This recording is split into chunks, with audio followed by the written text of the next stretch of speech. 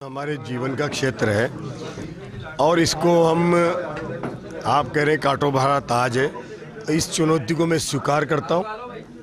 हम मिलजुल करके, हमारी मुख्यमंत्री जी की भी इच्छा है कि हम ऊर्जा के क्षेत्र में आत्मनिर्भर बने और जो कमियां हैं उनको दूर करें।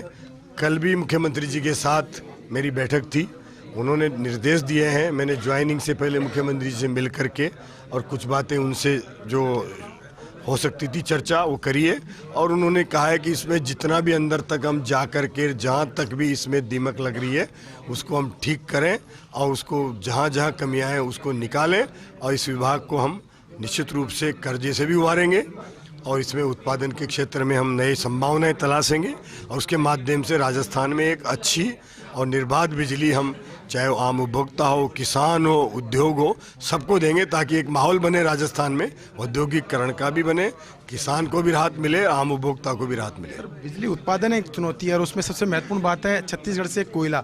अगर पारसा ईस्ट कांटे बेसिन की बात करें तो सेकंड फेज की अनुमति मिल चुकी है, लेकिन अभी तक माइनिंग शुरू नहीं हो पाई वहाँ पर। अब वहाँ पर सरकार अपनी खुद की आ गई है, आपकी भाजपा की वहाँ सरकार है।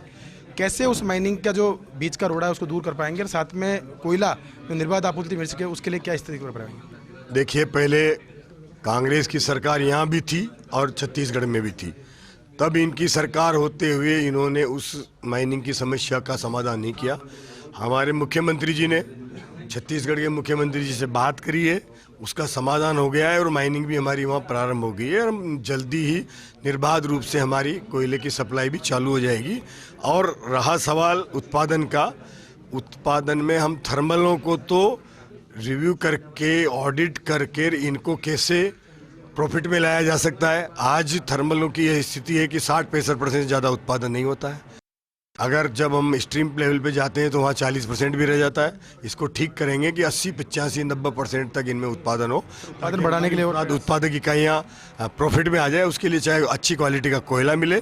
सबसे बड़ी चीज़ इसमें उत्पादन में कॉस्ट जो आती है वो कोयले की ही आती है, और कोयला अगर अच्छा मिलता है, क्वालिटी का मिलता है और उसका परीक्षण ठीक हो करके और सही मिलता है तो लागत कम की जा सकती है। आपने कहा सौर ऊर्जा में अपार संभावना है।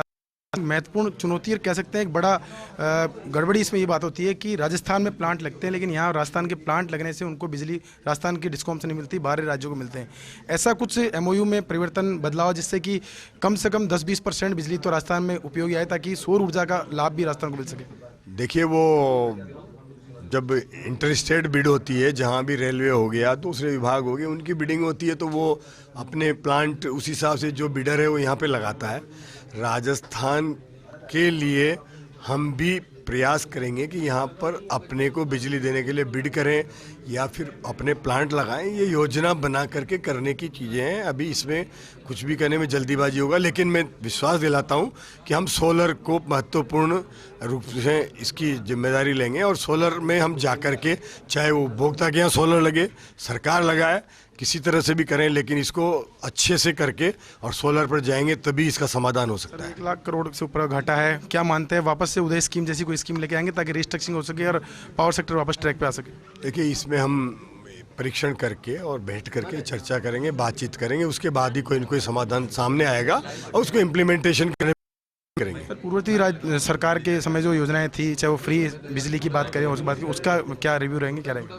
पूर्ववर्ती सरकार के टाइम पे जो भी योजनाएं थी और जो प्रोजेक्ट पाइपलाइन में थे, इन्होंने चालू नहीं किए, और जहाँ जहाँ भी आपूर्ति से लेकर बिजली खरीद से लेकर के जहाँ भी अगर कोई अनियमितता हुई है उनकी भी जांच कराएंगे, भ्रष्टाचार हुआ है तो उसकी भी जांच होगी, और निश्चित रूप से इस महकमे को हम बिल्कुल साफ सुथरा और पारदर्शिता के साथ चलाएंगे, ताकि कहीं भी आमजन में एक विश्वास पैदा करेंगे कि ये बिजली विभाग ठीक से चले। ये थे हमारे साथ हीरालाल नागर जी ने कहा कि आम जन में विश्वास जो है वो पैदा करेंगे, साथ में वो कहेंगे कि जो लोग हैं उनको निर्बाध बिजली आपूर्ति मिल सके और जो कोयले का संकट है उसको भी जल्द से जल्द दूर कर सके। कैमरा पर्सन यश के साथ विकास शर्मा, फर्स्ट